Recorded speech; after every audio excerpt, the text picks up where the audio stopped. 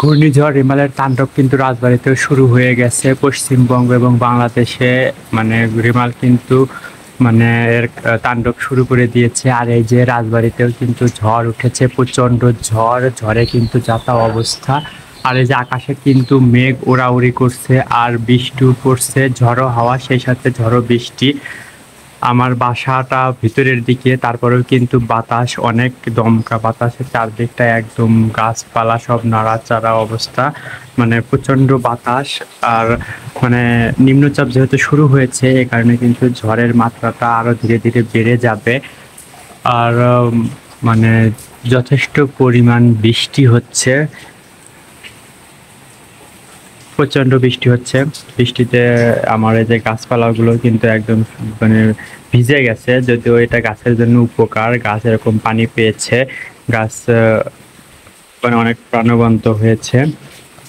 কিন্তু বৃষ্টিটা অনেক বেশি মাত্রায় হচ্ছে, প্রচণ্ড বৃষ্টি হচ্ছে। বৃষ্টিতে মানে একদম চারদিকে ভিজে একাকার, প্রচণ্ড বৃষ্টি। আর এখন কিন্তু ভোরের বেলা, আলো কম।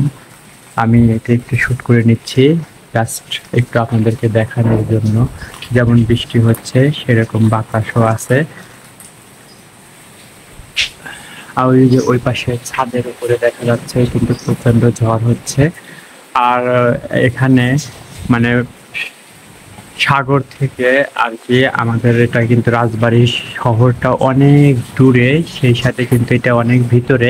আর সেখানে এরকম ঝড়ো বাতাস, তাহলে সাগরের কি অবস্থা হচ্ছে বোঝাই যাচ্ছে। আমাদের অনেক আপু ভাইয়াদের ব্লগে দেখলাম রিমালের অবস্থা নিয়ে ভিডিও করেছেন।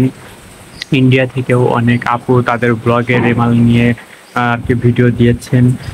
মানে খুবই খারাপ অবস্থা যেখানে। তো এরকম ঝড়ের মধ্যে আল্লাহ তালা সবাইকে হেফাজত করুক, সুস্থ রাখুক, আর জনজীবন যেন আল্লাহ তালা নিরাপদে রাখুক, মানুষজন সবাই নিরাপদে থাকুক, সবাইকে আল্লাহ তালা হেফাজত করুক, এই আশীর্বাদ করতেছি।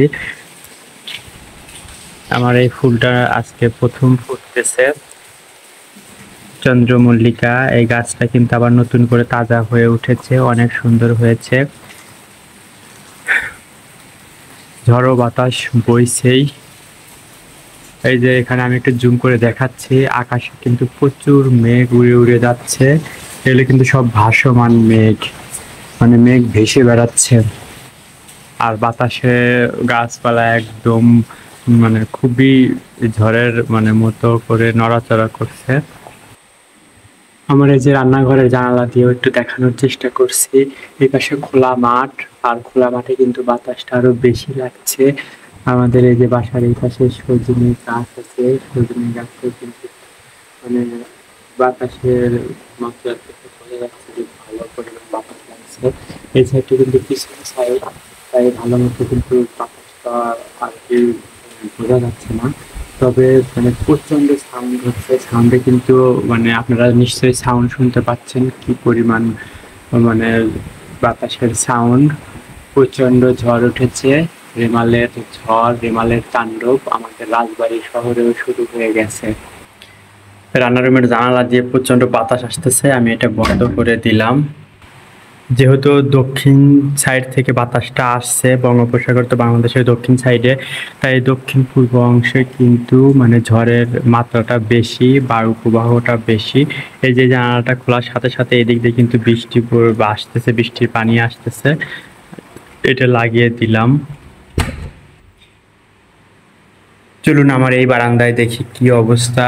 এদিকেও কিন্তু প্রচন্ড ঝড়ে মানে গাছপালা খুবই দুলছে। এখনো কিন্তু সূর্যের আলো ফোটেনি, মাত্র ভোর হয়েছে। আমি একটু আগে ফজরের নামাজ পড়লাম, তো নামাজ পড়েই ভাবলাম যে একটু দেখি বাইরে কি অবস্থা। এবং প্রচণ্ড ঝড়ে বৃষ্টি, ঝড় বৃষ্টিতে যাতা অবস্থা। এই যে আমি দেখাচ্ছি এখানে বৃষ্টিতে মানে গাছগুলো কিন্তু সুন্দর মতো ভিজে গেছে। আর এই যে এই পাশে এই গাছগুলো কিন্তু সব ঝড়ে হেলে পড়ে গেছে। আমি তো এই গাছগুলো সব নিচে রেখে দিয়েছিলাম উপরে রোদের জন্য, কিন্তু গাছগুলো একদম মরা মরা হয়ে যায়। কিন্তু দেখেন নিচে রাখার পরেও ঝড় এবং বৃষ্টিতে গাছগুলোর অবস্থা নাজেহাল হয়ে গেছে, একদম কেমন হয়ে গেছে। তবে বৃষ্টি পেয়ে কিন্তু গাছগুলো একটু ভালো হয়েছে। হালকা বৃষ্টিতে গাছের জন্য কিন্তু অনেক উপকার। এই যে দেখেন কি পরিমাণ ঝড় হচ্ছে, এখানে কিন্তু অল্প কিছু গাছ এবং সেই গাছগুলো কিন্তু প্রচন্ড বাতাসে দুলে দুলে উঠছে। এই যে এই পাশের খোলা মাঠটা আমি এই পাশে যে একটু দেখাই, খোলা মাঠে মানে ঝড়ো বাতাসে কিন্তু মানে একদম খুব খারাপ অবস্থা। বারান্দায় আমি থাকতে পারছি না, বারান্দায় প্রচন্ড ঝড়। আর ঝড়ের মানে মনে হচ্ছে যে ঝড়ে সবকিছু উড়িয়ে নিয়ে যাবে। যদিও এটা কিন্তু আমার বাসার উত্তর সাইড, দক্ষিণ এবং পূর্ব অংশে কিন্তু প্রচন্ড বাতাসের তেজ। আর বাতাসের এত তেজ যে এই পাশে কলা গাছগুলো কিন্তু একদম মানে দুলে দুলে মনে হচ্ছে যে একদম এগুলো উড়ে চলে যাবে, প্রচন্ড বাতাস। আল্লাহ তাআলা সবাইকে হেফাজত করো এরকম ঝড়ের মধ্যে। আর সবাই নিরাপদে থাকার চেষ্টা করবেন, এই ঝড় বৃষ্টির মধ্যে বাইরে না যাওয়ার চেষ্টা করবেন। তারপরে যারা কর্মজীবী, কর্মর তাগিদের পেটের দায়ে বাইরে যেতেই হবে, তারপরে সবাই সাবধানে থাকবেন। এইদিকে উল্টো দিক থেকে কিন্তু বৃষ্টির ঝাপসা এসে লাগতেছে গায়ে, বারান্দায় আর থাকতে পারছি না, অনেক ঠান্ডা বাতাস। আমি দেখাচ্ছি এপাশে দূরে গাছগুলো দেখেন কি পরিমাণ ঝড়ে নড়াচড়া করছে, মানে প্রচন্ড ঝড়, সেটা কিন্তু বোঝাই যাচ্ছে। থেমে থেমে বৃষ্টি হচ্ছে, আবার দমকা বাতাস শুরু হচ্ছে, এভাবে কিন্তু ঝড়ের তাণ্ডব চলছেই। আর আমি আগেও বলেছি, যেহেতু রাজবাড়ী শহরটা কিন্তু একদম মানে বঙ্গোপসাগর থেকে অনেক দূরে ভেতরে, তাতেই কিন্তু এরকম ঝড়। আর বঙ্গোপসাগরে তাহলে কতটা উত্তাল সাগর, আর কি পরিমাণ ঝড় শুরু হয়েছে। আল্লাহ তাআলা প্রাকৃতিক দুর্যোগগুলো দেন, তিনি আবার যেন আমাদের সবাইকে হেফাজত করেন, সবাইকে নিরাপদে রাখেন, সেফ রাখেন।